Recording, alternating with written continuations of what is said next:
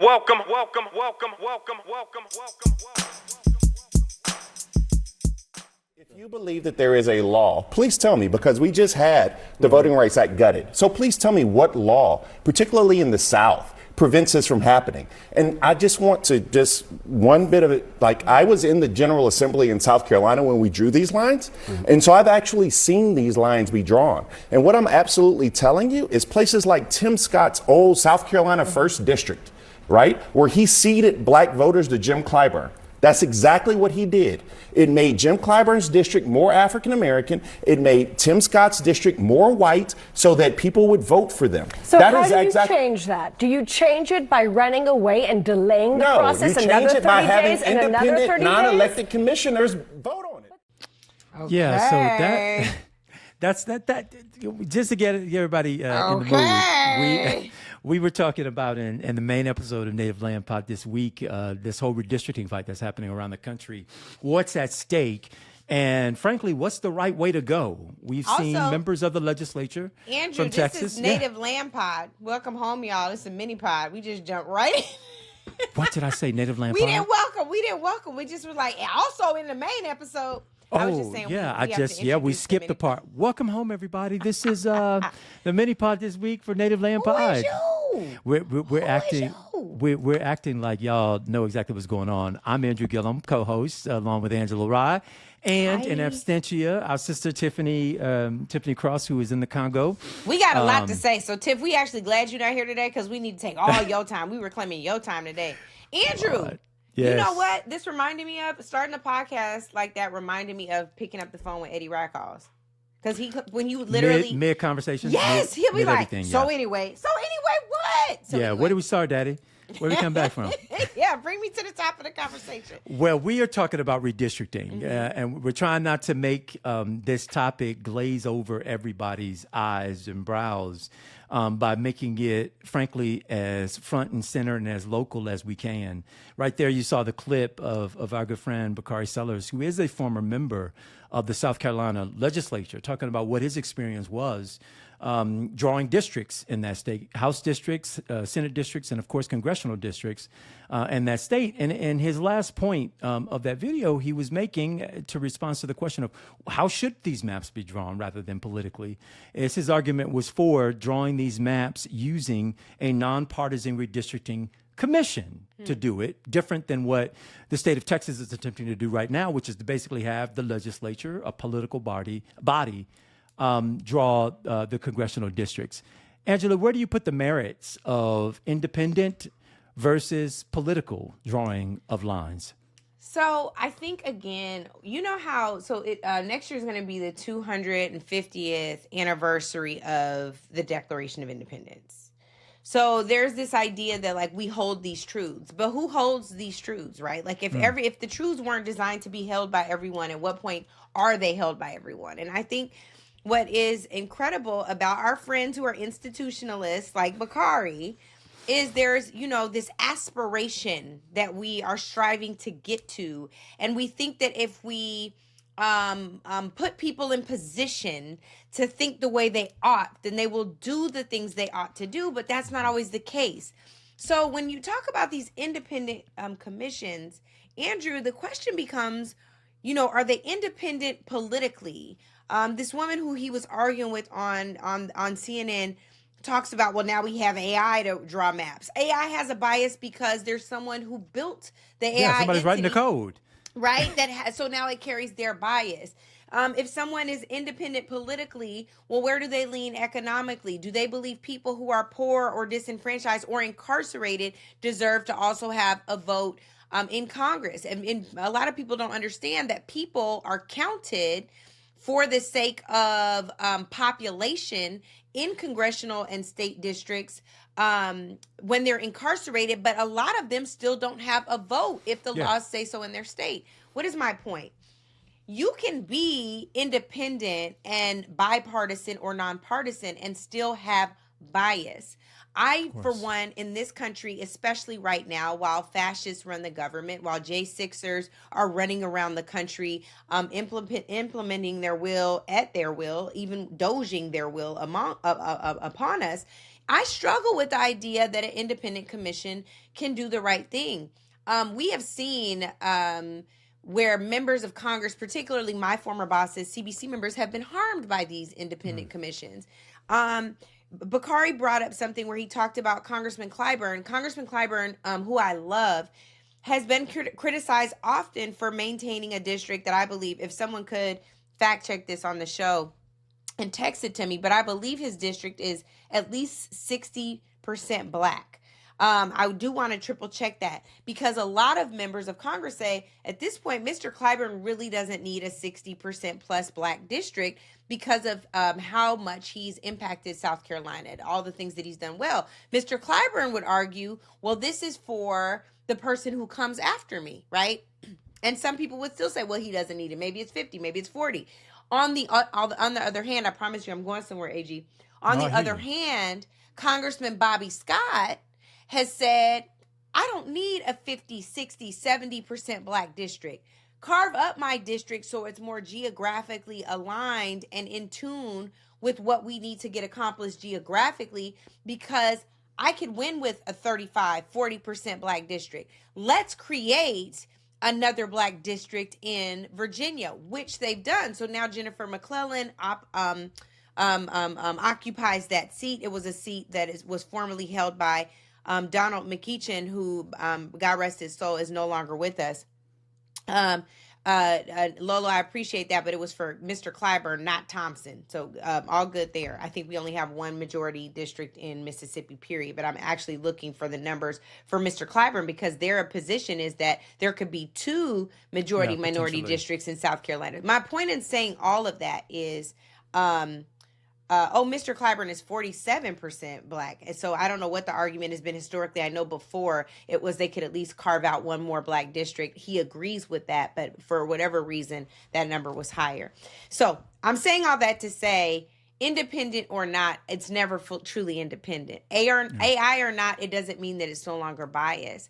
But I think right now what we are having to reckon with is our permanent interest. That means that we have to move in our reality. It's a reality of war. It is not an it is an ideology war, but it's not an ideal situation. We're not in an ideal situation. Correct. So we shouldn't have ideal commissions. That's my argument. That's fair. I mean, I think so in an equalized and a righteous world, where all things, were equal and people followed the law and didn't attempt to manipulate the law to their own political advantage, which is what we're up against right now.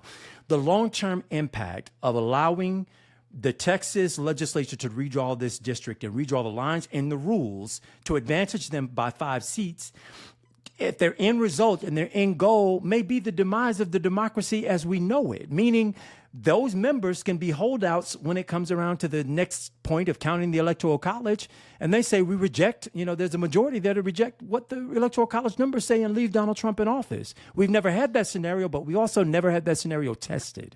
And right now, under these lawless folks who are so power hungry, we don't really know what we will get as a result of.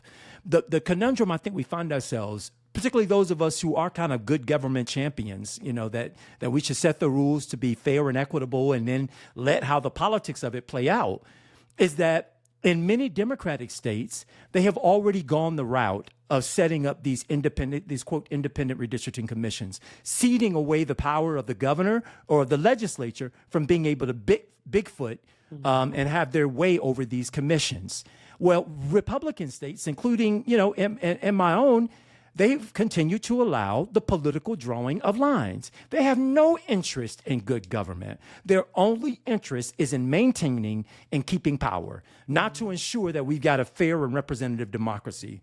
And so we're hearing from Democratic governors across the country saying, hey, look, if y'all are changing the rules, we're willing to meet you there. We will fight you based off of those rules being changed, except not being able to do it unilaterally, because they've got these redistricting commissions that are right now empowered to do what it is that they've been tasked with doing, which is to draw these districts, and to do so without any partisan interest whatsoever, but rather the fairness around those maps. So Democratic governors are in many ways already handicapped in this fight because they are bound by these redistricting commissions. I think what made Kathy Hochul so distinct, as we've heard her speak this week, is that they too have a redistricting commission, which she is prepared to disband.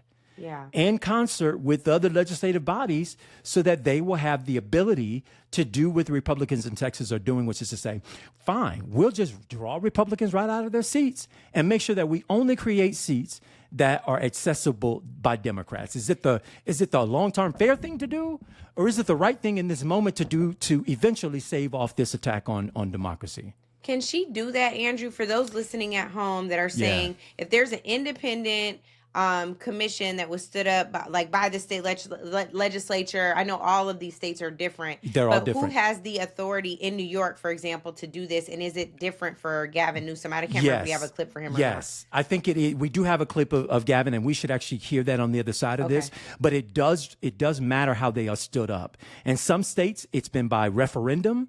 And the voters, by referendum and changing the Constitution through referendum, have decided what the process is.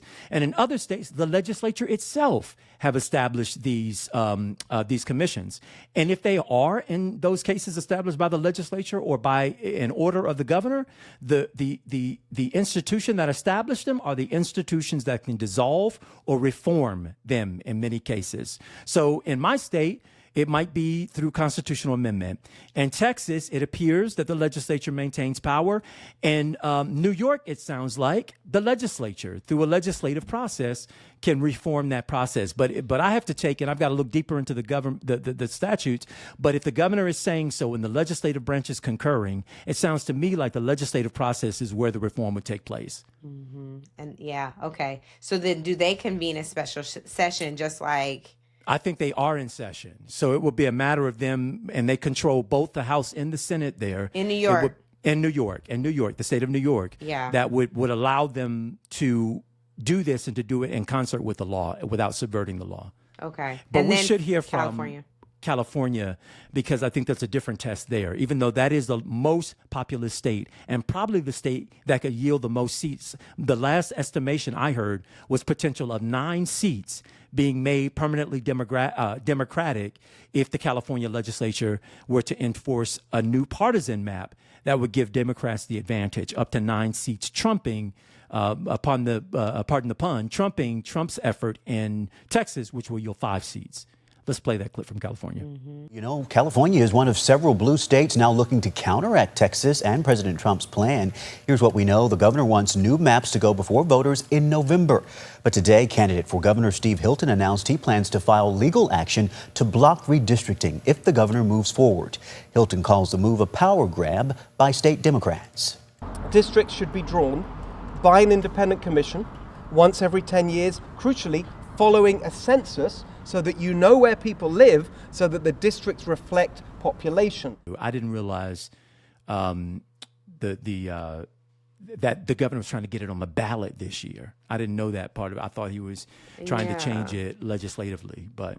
Yeah, and I think to your point, if the people voted for that, it has to go back to the what power ballot. does he have to, does he challenge it the in ballot. the courts? It just wow. So then it's the ballot. So stood up by their commission, stood up by the people through a constitutional amendment, probably, and now it's going back to them for their approval to change those maps this cycle. And again, I think the data on California, a map that was actually presented through the course of conversation this week from California, was that they can pick up 9 seats were they to politically gerrymander those seats in the state of California. And again, that would be 4 more than the 5 that Texas is trying to create. So I wanted to just look to see which states have independent commissions. Which ones have political commissions, which ones have advisory commissions, and then backup commissions. There are 8 states with independent commissions. There are 3 political commissions, 3 backup commissions, and 4 advisory commissions. Which we have to assume the rest of the country then must be legislative. That's correct. And so in Connecticut, for example, there's a backup commission. It says supermajority, no veto. And their last map was drawn by the state court. The Arizona, it's an independent commission, but it doesn't tell me how it was stood up. Idaho is another one. Michigan is another one. Nonpartisan independent. Montana, New Jersey has a political commission, so that would be an interesting one. New York has the independent commission with the supermajority, and it says that their last map was drawn by the legislature. So what I think is interesting is which states have maps that were last drawn by legislatures. To the extent that they're blue, they change. But here is the caution I'd offer you, Andrew, even in our frisky fight. You know we don't control most of the state legislatures, No, right? they're majority controlled by Republicans, yeah. Like, super majority. Like, isn't it 32?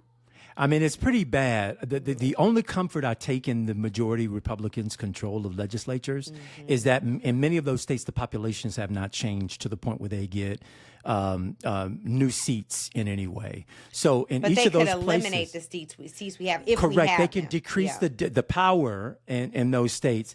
I think that would throw the courts into a whirlwind, because in most of those cases, there's no doubt about it, they are going to land back into the courts. The courts will end up drawing maps for the country, to be quite frank. And I about misspoke. It's the Republicans control a majority of seats in 29 state houses, which is still a majority. Still. It's not a supermajority, Yeah. and 30 state senates. And so what somebody needs to do is overlay which states ones and House and Senates. and then which of those are independently controlled, because what you don't want to do, we're already in a constitutional crisis in the 60th anniversary of the Voting Rights Act. What you don't want to do is throw us into a Exacerbate that. state-based constitutional crisis too, where power is, being swayed by a whim, but I don't know what else to do. But that's what we mean when we say an arms race. Yeah. This is a total race to the bottom. If we get Republicans and Democratic states replicating one another, a back and forth. And by the way, we can't even, Angela, break it down to Republicans held states versus Democratic states, because in some of those states, they're real institutionalists who have their own political reasons as to why they would or could not do some of these kinds of things. It would create quite a conspiracy for these states, Republican-held states, to have to get together under the direction of the White House and basically start determining where to pick up, pick off, convene these conventions, convene redistricting bodies, and so on and so forth, to map their power. And Democrats would have to do the same thing. We used to have people who cared enough about the letter of the law not to drive us down this road. But where we are right now is the obsession with the concentration of power is prepared to cede and upend everything that we have once known to be true, all in the pursuit of power. And I don't know anything that has ever ended correctly, that has ended ever right in pursuit of power. Yeah. Those things tend to corrupt themselves and blow up the whole system. That's just where we are. Isn't that the question, though, right? So if we're saying that the only way for us to fight back, if we're saying, we know that we would like to be an ideal, but we're keeping it all the way real. So if we're doing that, and we know that to stop the hemorrhage, we do have to consolidate power, and we have to beat them. So isn't that still a power grab? We still think it's a power grab for righteousness, but it is a power grab. It is a fight for power. There's no doubt about that. But I think what the fight that Democrats that are having that is different than Republicans, is Democrats are not trying to rig the system. They're trying to they're trying to have a system, a floor in place. Texas is trying to overrun the floor. They're saying we're not interested in maps that properly give representation to the people in our state. What they're interested in is a map that produces Republicans only. There's a big difference between representation and then a difference between power. Right, representation for the purpose of power. And that's what Republicans are attempting, in this case to accomplish, is to power grab. And I think what Democrats are hoping for, with Kathy Hochul is hoping for by making this threat, is that the threat of mutually assured destruction will be enough to stay the hand of other people from following down Texas's path. Basically, it's a shot over the bow that says, Texas, if you want to go there, we'll meet you there, state of New York. And then some other state, let's say Florida, the third largest state in the country, says, oh, New York, if you want to go there, we'll meet you there. And then California weighs in and says, oh, we're the most populous state in the country. If you want to go there, Florida, we'll meet you there. And what do you have right there? The 4 largest states in the country have just started a war. Well, let me ask you this. Okay, let's try to take party out of it. We're gonna try to be an independent commission. Oh, Lord. Let's see how well we do here. Republicans, you say, are engaging in a power grab. Yeah. In order to stop the hemorrhage of said power grab, Democrats are doing what? They are meeting them there by saying we will draw our seats to increase power, Democratic power. Okay, now hold on. So are you opposed? Let's say that Texas is like, bet, bish. That's what you want to do? Now I'm going to get rid of all the Democrats. I'm going to make it an all Republican, map. Congressional delegation. Let's say that that's what they do. You said a moment ago that we're just increasing the number of Democratic seats. We're not making it all Democratic. If they go all Republican, do you want New York to meet them to be with the shits and say, we're all Dems now? I think you have to show up at a gunfight with a bazooka. Yeah. And okay, unfortunately, we didn't ask for this. No, of course. But I'm just saying, so in your mind, is it not a power grab too because it's a neutralization strategy? It is a neutralization strategy. Okay. We didn't, and by the way, we didn't start this. Of course. You saying no. Don't start none, won't Stiff be none. stuff, it won't be none. Okay. But what we're saying here is Republican states, you are not the only ones who can play this game. Yeah. Right? They're acting as if. But what's the floor, Andrew? I think There is none. I got anxiety. Yes. So I have anxiety about this because I'm like, I don't see this go I'm de-escalating. No, I feel like I feel like every red line in the sand that they cross, then we have another red line. We have to meet them at. Yes. Yeah. So then if you walk this out, I just don't see us winning this. It's mutually assured destruction. You said that. That's You what. did say That's that. what. That's what this is. So then what happens? This is why Russia doesn't fire a nuclear weapon at the United States. This is why the United States does not fire a nuclear weapon at So this Russia is or nuclear. the EU or India or Pakistan, because these countries all have first strike capabilities to the United States. So that's why nuclear is off the table, because we are all assured mutual destruction if one does it. And that's why we're making this argument here is if you do it, you're going to be met by the same thing. So And is that why they push? So we started this MiniPod with Bakari's clip.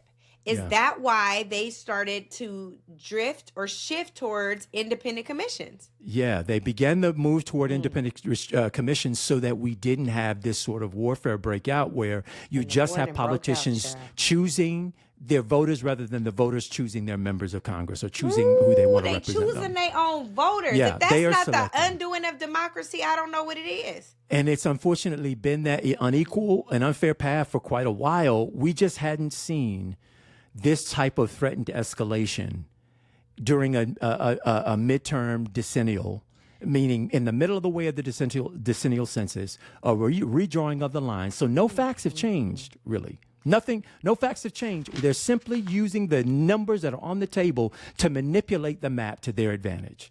That's where we are. Let me tell you this, and I know this is a long We're minute. wrapping. This is my last thing. This is my last thing, though. So, we had an election in Seattle and in King County this week. Right now, as I'm talking to you, it's still neck and neck with a progressive white woman that may end up beating not only a black mayor, but a black mayor who's a family friend here, Bruce Harrell. I'm hoping that's not true. Gurmai Zahalai will be the King County executive black man. And there was also an election in Detroit. I know in several other places.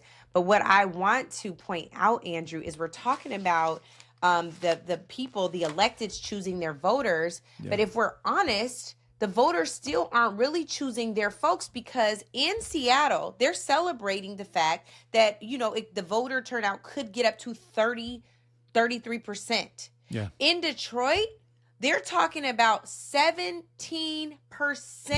Yeah, yeah. So it's like people are still not really choosing their candidates. It is a select few. It is a talented 10th. That is a talented 17th choosing who will represent the best interests of these voters. I don't know what we do to get people to lean in a process that, especially when we're watching it like freaking implode.